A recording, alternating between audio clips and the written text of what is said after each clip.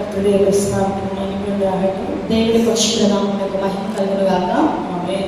இந்த நாளிலும் தேவ பிள்ளைகளோடு சேர்ந்து கர்த்தரை துதிக்கும்படி தேவன் கொடுத்த கிருபைக்காய் స్తోత్రం. నేటి సమయమందు దేవుడు నాకు ఇచ్చినటువంటి మంచి సమయాన్ని బట్టి, ఆయన మహిమపరచడానికి మంచి సమయాన్ని బట్టి ఆయనకు కృతజ్ఞతలు తెలియజేస్తున్నాను. இந்த நாளிலும் தேவ சமூகத்திலே கடந்து வருவது கர்த்தருடைய ஒரு சித்தம் என்று மட்டும்தான் நான் எண்ணுகிறேன். ఈ రోజు కూడా నేను జీవితం ఉన్నానంటే దేవుని చిత్తం వల్ల మాత్రమే నేను ఉంటున్నాను. நம்ம நினைச்சதில்லை, நம்ம ஆண்டவர் தான் நம்மளை கூட்டி சேர்த்தது. మనం అనుకునేది కాదు, కానీ దేవుడే మన గురించి అనుకోవాలి. இந்த நாளிலும் என்னுடைய டெஸ்டிமோனியை நான் உங்களிடத்திலே பகிர்ந்து கொள்கிறேன். నా యొక్క సాక్ష్యాన్ని ఈ దినమున నేను మీకు పంచుకోవాలనుకుంటున్నాను.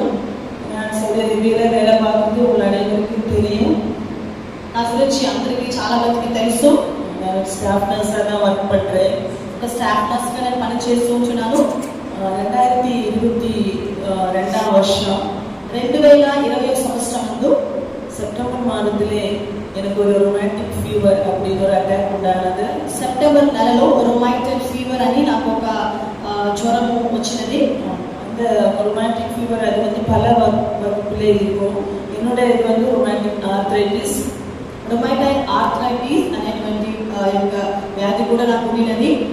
ரொம்ப அது எல்லா ஜாயின்ட்ஸுக்குமே அது பாதிச்சு ரொம்ப பெயினாகி நடக்க முடியாத அந்த தருணம், அந்த மாதிரி ஒரு அவஸ்தையிலோட கடந்து போனது. శరీరంలో ఉన్న ప్రతి జాయింట్స్ లో కూడా చాలా నొప్పిగా ఉంటుంది, నడవలేనిటువంటి పరిస్థితిగా ఉంటుంది. பல நைட்டு பல இரவுகளிலும் எனக்கு தூக்கமே இல்லை.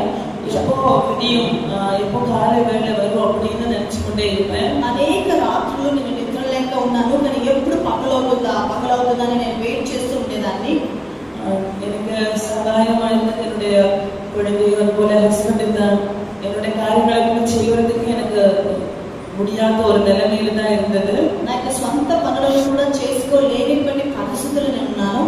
அதனால நான் டியூட்டிக்கு போவேன், எப்படியாச்சும் டியூட்டி கடந்து செல்லுவேன். அந்த இடத்துல கர்த்தர் எனக்கு என்னோட கொலீக்ஸ் அவங்க கண்களில் தேவைக்க கர்த்தர் கிருபை செஞ்சாங்க.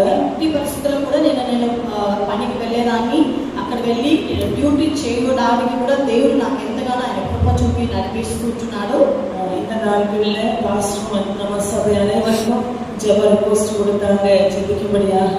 என்னுடைய சமூகங்களும் அதே போல ஆந்திராவில் இருக்கிற, கர்நாடகாவில் இருக்கிற எல்லாரும் எனக்காக ஜெபிக்கும்படி கர்த்தர் எனக்கு கிருபை செஞ்சாங்க. దేవుడు నాకు కృప చూపించాడు. అనేకుల కొరకు ప్రార్థన చేయటకు, కర్ణాటకలో ఆంధ్రాలో ఉన్నటువంటి ప్రతి వారికి ప్రార్థన చేయటకు ఆ కృపను దేవుడు నాకు అనుగ్రహించున్నాడు.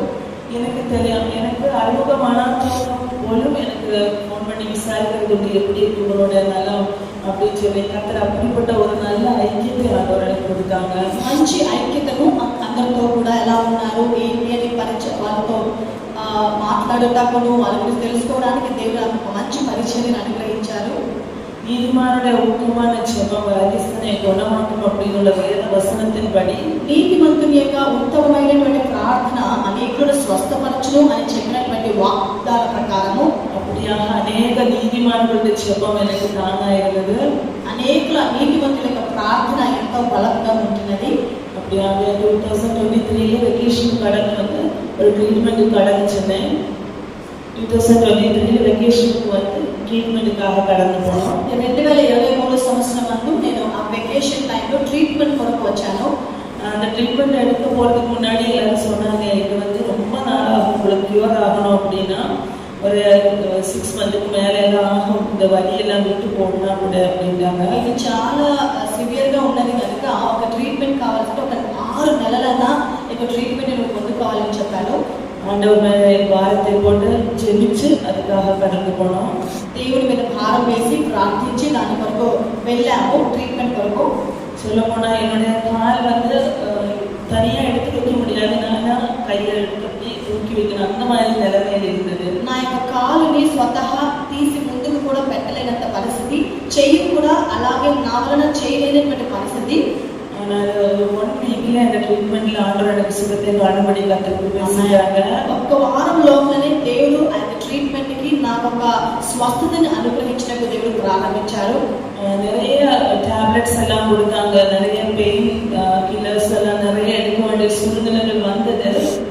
అనేక ట్రీట్మెంట్స్ అనేక టాబ్లెట్స్ కూడా దాని కొరకు మాకు ఇచ్చారు. ஆனால் கர்த்தருடைய கிருபையினாலே நாட்களிலே எனக்கு எந்த பெயின் இல்லாமல் அந்த ஒரு 2-3 டேப்லெட் மட்டும் தான் நான் எடுக்கிறேன். అది ఇప్పుడు కానీ దేవుడి కృపను బట్టి ఎక్కువ కాకుండా 1-2 టాబ్లెట్స్ మాత్రమే నేను ఇప్పుడు తీసుకుంటున్నాను. కర్తరుడి నామమునకు మాత్రం మహిమ ఉండాలి. ఎందుకంటే అంతగా దేవుడు స్వస్థపరిచాడు కనుక దేవుడి నామమునకు మహిమ కలుగును గాక. அந்த மாதிரியான நிலைமை இருக்கும்போது வேலை கூட விட்டுட்டு வரலாம் அப்படின்னுள்ள சூழ்நிலையில கடந்து போனது. అటువంటి పరిస్థితుల్లో నేను పని కూడా నేను రిజైన్ చేసి వచ్చేయాలి అనేటువంటి యోచన కూడా నాకు కలిగింది. ஆனால் கர்த்தரின் நாட்களிலே எனக்கு சுகத்தோட பலத்தோட ఆరోగ్యంతోడ వేల செய்யும்படியாக ஆண்டவர் எனக்கு கிருபை செஞ்சிருக்கிறாங்க. దేవుడు నాకు బలముతోను స్వస్థతతోను పరిపూర్ణంగా పని చేయడానికి దేవుడు తన కృపను నాకు అనుగ్రహించున్నాడు. அது மட்டுமல்ல அங்கேயுள்ள ஊழியங்களிலே கலந்து கொள்ளும் அந்த ஊழியங்களை எடுத்து செய்யும் கர்த்தர் கிருபை செஞ்சிருக்கிறாங்க. అంత మాత్రమే కాదు దేవుని సేవను అక్కడ చేయడం కూడా దేవుడు మమ్మల్ని బలంగా ఉపయోగించుకుంటున్నాడు. எங்களுக்காக ஜெபிக்கிறது எனக்கு நல்லா தெரியும். మీరు మా గురించి ప్రార్థిస్తున్నారని మాకు బాగా తెలుసు. ஊழியத்துக்காக ஜெபியுங்கள். ఇంకా సేవ నిమిత్తం ప్రార్థించండి. இந்த மாசத்துல 16th நாங்கள் கடந்து போகிறோம். ఈ నెల 16వ తేదీ మేము బయలుదేరి వెళ్ళబోతున్నాము. ஆண்டவருடைய கிருபையோடு கூட இருக்க வேண்டும். దేవుని యొక్క కృప మాతో కూడా ఉండాలని ஜெபித்த எல்லாருக்கும் ஆண்டவருடைய நாமத்திலே என்னுடைய நன்றிகளையும் கர்த்தருக்கு கொடாத கோடி ஸ்தோத்திரங்களை செலுத்தி என்னுடைய சாட்சியத்தை நான் முடித்துக் கொள்கிறேன். ప్రార్థించిన ప్రతి ఒక్కొక్కరికి నా హృదయపూర్వకమైన వందనాలు తెలియజేస్తూ ఈ సాక్ష్యాన్ని నేను ముగిస్తున్నాను.